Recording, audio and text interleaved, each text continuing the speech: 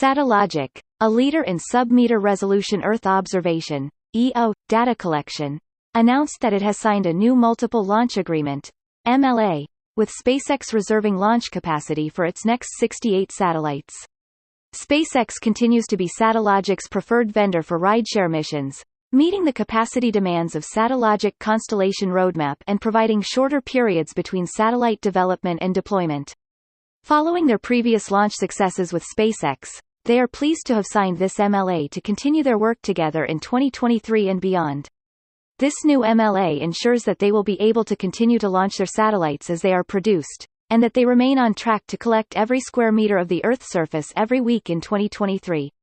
Expanding their capacity is crucial to making Earth observation data affordable and accessible for everyone. SATL builds its own spacecraft, manages its constellation, and produces the EO data it collects to better serve its customers in every industry.